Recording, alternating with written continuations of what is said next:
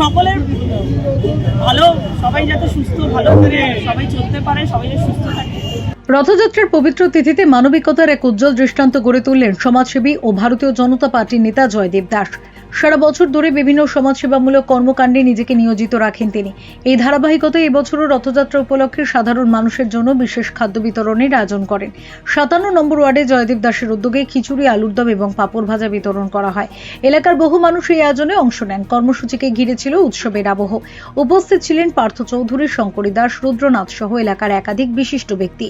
শুধু 57 নম্বর ওয়ার্ডেই নয়, 33 নম্বর ওয়ার্ডেও পৌঁছে যান জয়দেব দাস। সেখানেও রথযাত্রা উপলক্ষে সাধারণ মানুষের হাতে তুলে দেওয়া হয় খিচুড়ি ও পাঁপড় ভাজা।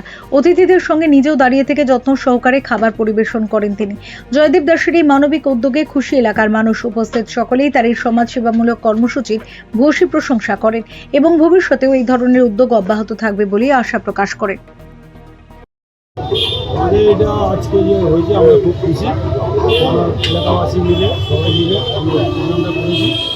আমাদের হবে না গাছের নেতৃত্বে না আমাদের আত্মীয় দিয়ে এসছে আমাদের এলাকা সবাই অবশ্যই আশীর্বাদ জানাই যেহেতু জগন্নাথ প্রভু জগতের নাথ, ওনার দিনকে জাঁকজমক করে পালন করার মতন আর শ্রেষ্ঠ কাজ হয় না। সেই কাজটা সমাজই করছে।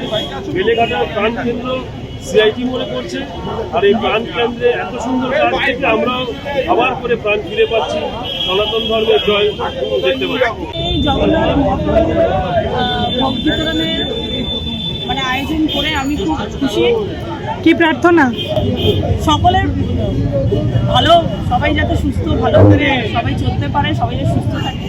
Bureau report, channel 10।